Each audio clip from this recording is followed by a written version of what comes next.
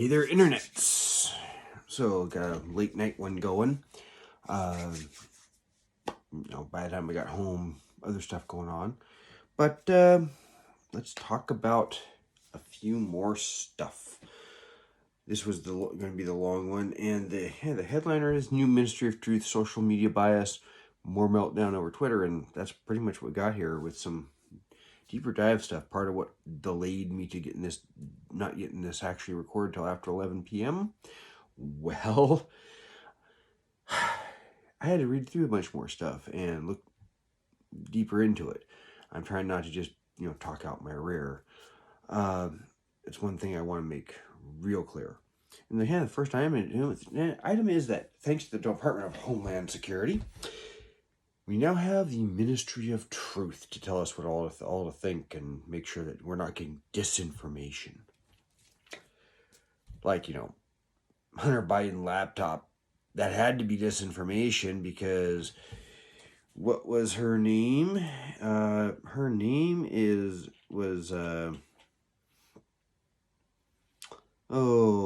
was it? Nina Jankowicz, and I believe she was part of that whole, Hunter Biden's laptop, that's just Russian propaganda. In fact, I do believe it was brought up. Yeah. According to this article on timcast.com, that I will be linking to, some conservatives expressed their concern that Jankowicz's appointment to the board, as she previously advocated for the regulation of social media and suggested that the controversy surrounding Hunter Biden's laptop was Russian influence op. And yet we find out that Hunter Biden's laptop exists and, there's a grand jury. Do we really want to trust a board about disinformation run by this woman? Or any Ministry of Truth? They're calling it the Department. The actual definition in the committee, as reported by Timcast from Homeland Security Secretary Alejandro Mayorkas, that's a disinformation governance board. So I don't know what they expect to do, but I highly doubt it's going to be anything but let's try and suppress the information we don't like at all, which means that whole thing about, first quarter GDP being, negative 1.4% annual rate, they'll probably declare that misinformation by, October. But that's a whole other subject. And this is just kind of disturbing that they feel like they have to have this.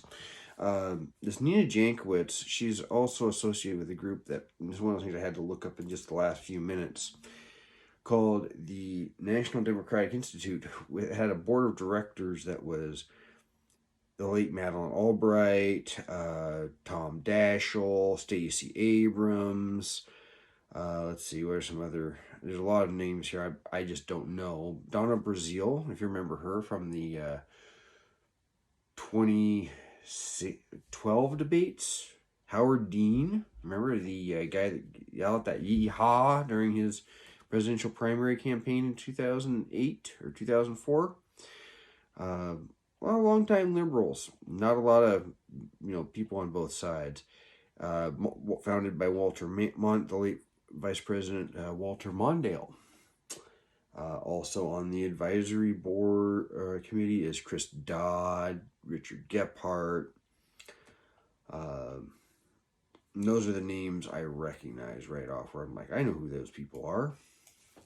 A lot of establishments and woke left, when you include like Stacey Abrams.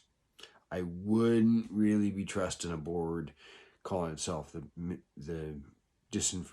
misinformation board. In fact, I would kind of tend to think that they're going to want to suppress anything that's not favorable to probably Democrats, and most definitely anybody that's establishment. So that's what we get with that. There will be a link to the Timcast article in that while I'm there. So, that's that was the first big item. But, some other stuff got brought up about the things that are kind of being alluded to as all the fallout starts to happen from Elon Musk getting the board of directors to approve his buying Twitter.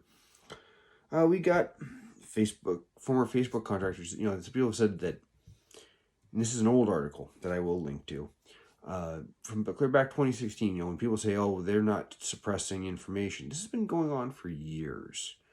Whether it's suppressing stuff, so you don't see your friends, or you don't see the things that you want to see, or them just suppressing articles and news stories they don't like. And of course, part of what led me to start my own channel was they're fact checkers, when you could have an article with everything laid out, and then you couldn't appeal it when they called it false for some borderline made-up excuse, because you weren't the originator of the article. And clear back 2016, some Facebook contractors were saying, yeah, we were told suppress this story, insert this story, to either because they thought the story should be bigger, or they didn't want that one out. And quite often it was conservative news outlets. And in fact, sometimes they just throw one out there to say, see, we're not doing that. Kind of like they're accused Republicans of doing when we have anybody that's minority.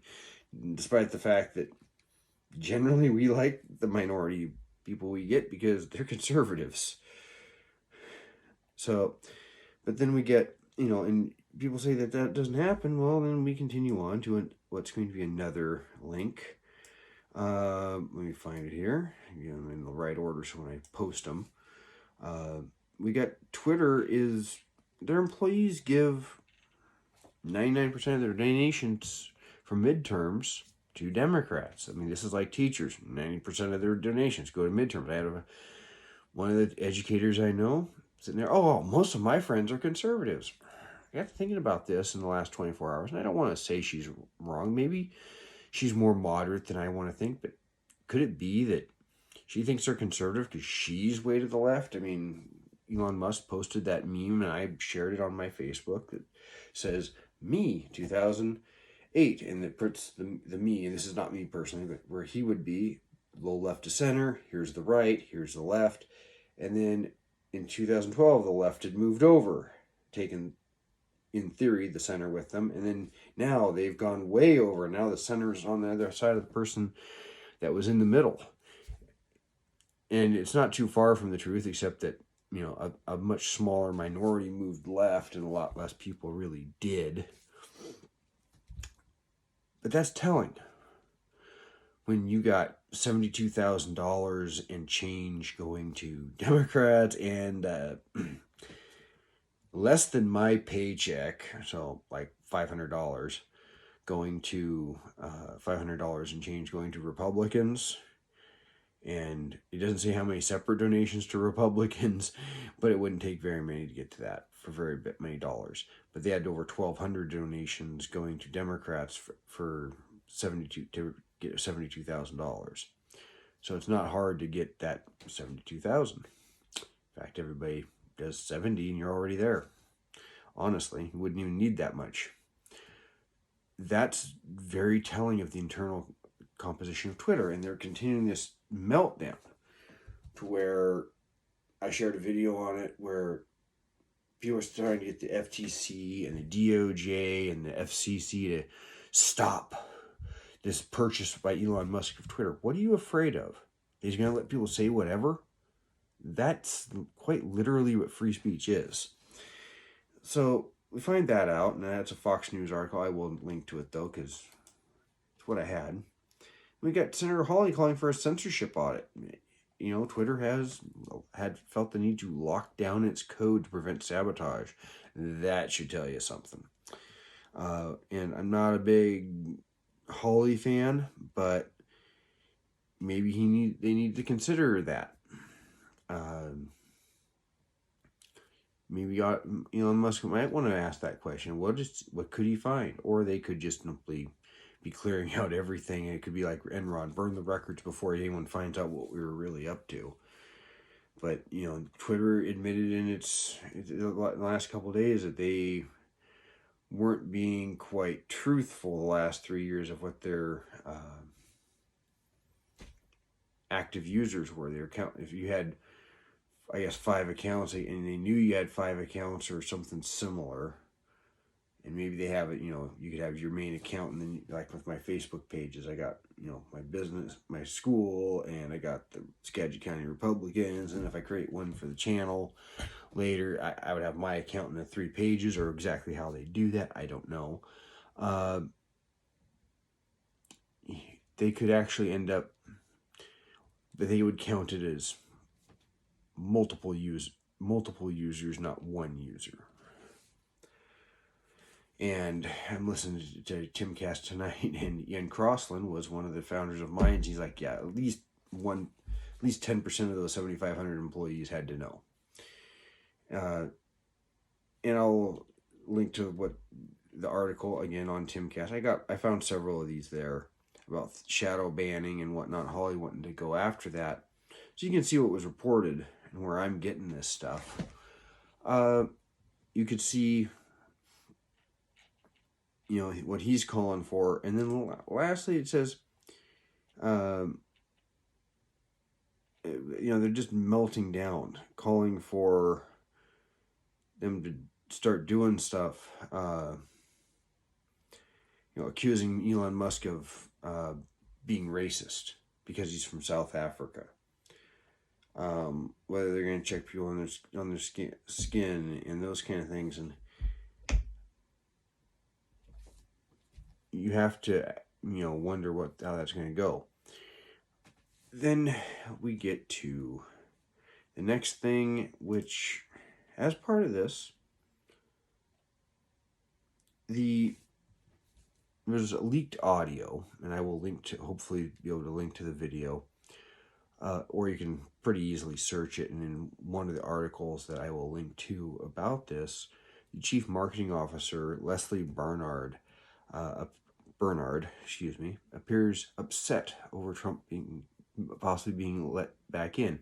And she has said that was edited and taken out of context. I don't know that Project Veritas edited it. It didn't seem like it. Now, of course, this was audio, so you can't sit there and watch them go, where they just chop up a video and re-edit it, or do what Michael Moore did to Charlton Heston and try and match up the backgrounds and jackets and re-edit a speech to say something different. It's audio, so easier to play games with. But I sat through all 45 minutes of it, writing down where all the pertinent questions, and it turned out I had a little list of questions here. And I just kind of went down what she was asking about. And there is some context that wasn't brought up. It very much appears that she was reading off or relaying questions from other people, possibly a lot of people, probably ones that she was getting from multiple people, or that she thought multiple people had. And in that regard, it is telling. I mean, the first, let's see, 1, 2, 3, 4, let's see. Well, the very first one, it's 11 minutes in, which is when I didn't write down all the others, but there were a lot of questions like, are we going to have to reapply? I've been through a couple of buyout merger type things. I was with Eagle Hardware when Lowe's bought them. The company that hired me as my, I was working as a contractor for FedEx. They were the contractor. I was the driver working for the contractor. That gentleman sold his company into 3 pieces, took over a new guy. Now, looking at all the I didn't do the whole first 11 minutes of what was talked about, because there's only a couple of questions in that, but a lot of it was questions about, do we have to reapply for our jobs? What's this policy going to be? What do we know going forward? Why are we hearing about it now? So the first one that seemed interesting to me at 11 minutes is how it would affect their DEI goals, which is diversity, equity, and inclusion. That's kind of telling. I know it's popular for companies to be woke. I know it's popular for companies to show how we're not racist or anti-racist they are. And if they're talking anti-racism, that's really telling too. And then, the next one's like, how do we get from the poison pill resolution by the board or the shareholders' rights thing to the sale? What about the debt he's taken on? What about is it going to fall apart? Employee retention.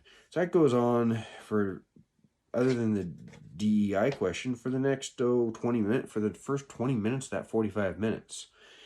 It's really not that much, and you start realizing that she's the only one asking questions. This isn't like everybody on the board's having this open meeting and one person saying, hey, what about this? Another person says, hey. They're pretty much asking the questions of one of the board members and the Twitter chair. I didn't think to write down the name of the other board member, but the Twitter chair is, or not chair, but CEO is Parag Agrawal, I think is how you pronounce his name.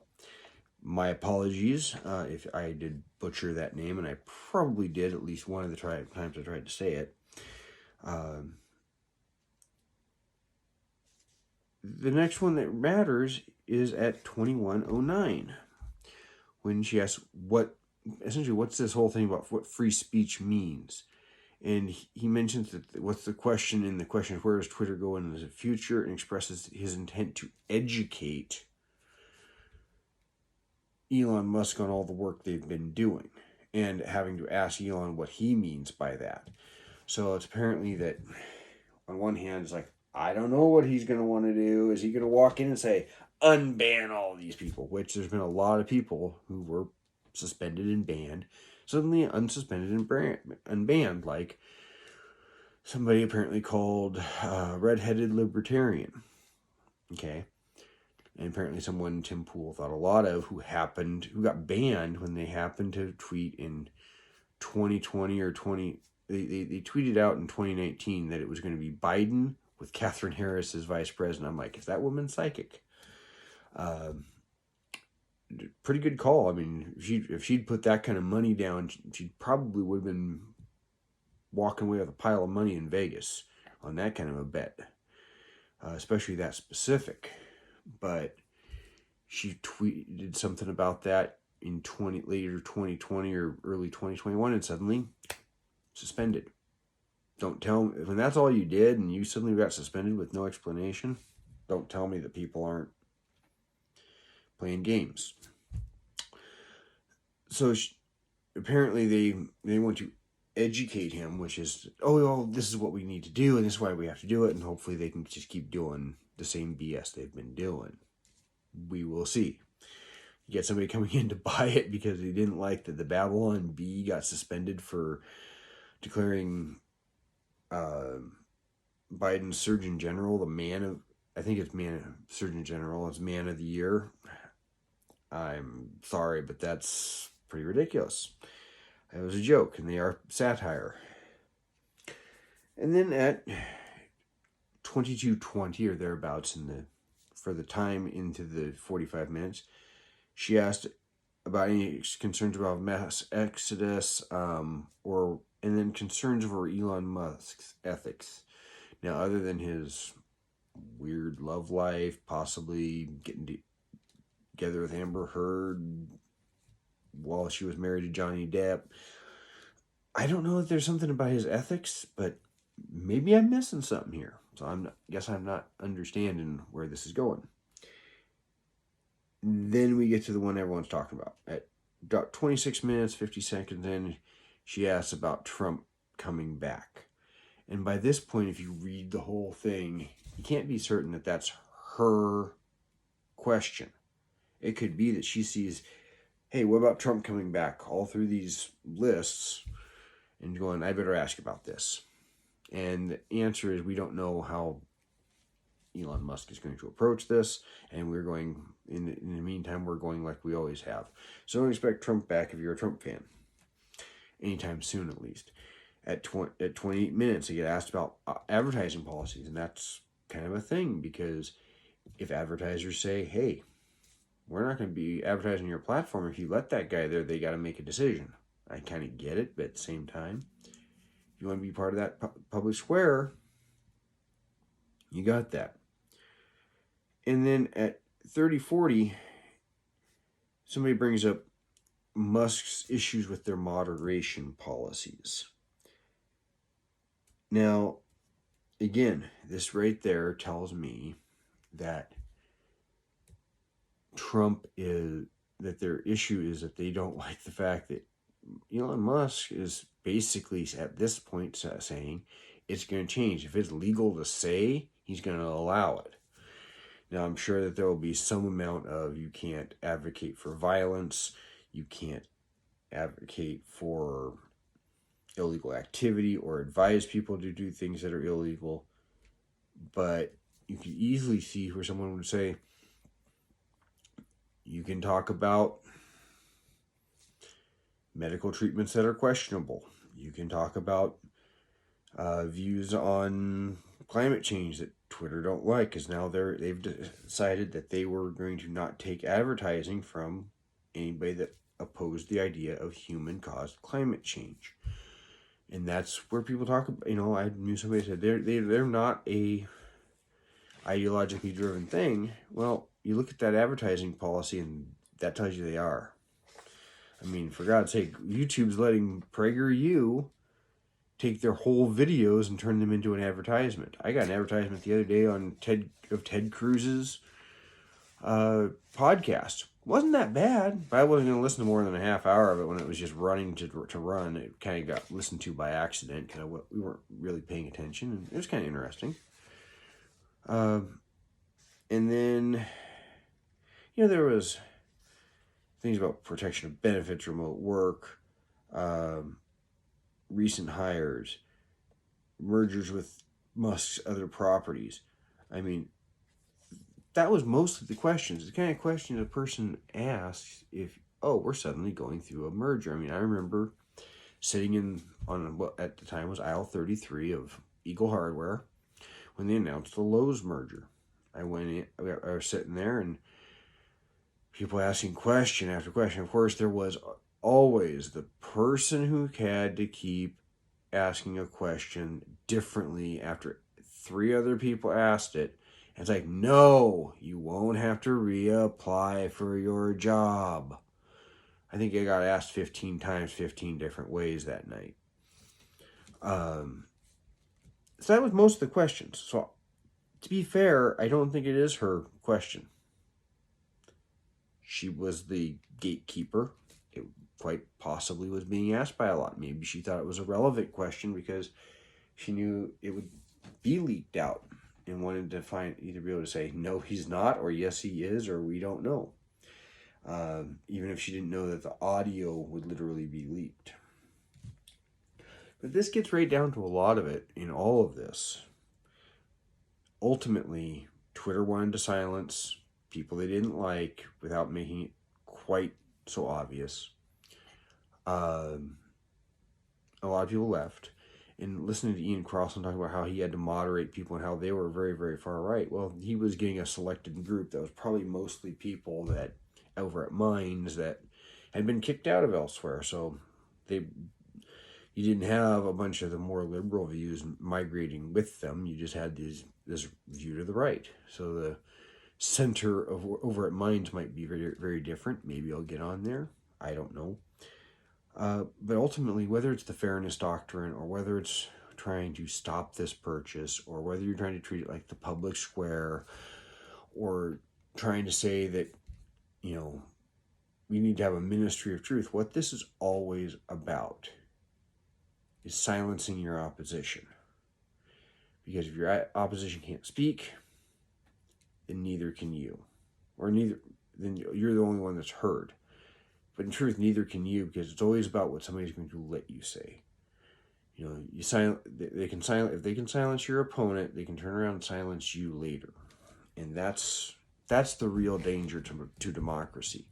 For years, conservatives complained about being silenced or shadow banned, silenced, censored, and falsely accused of spreading misinformation or even disinformation online. And there's plenty of, lacking of fact checking and reading deeper into things. I took at least enough time to go look up what the National Democratic Institute was, in order to, I believe it's National Democratic Institute. Let me double check that.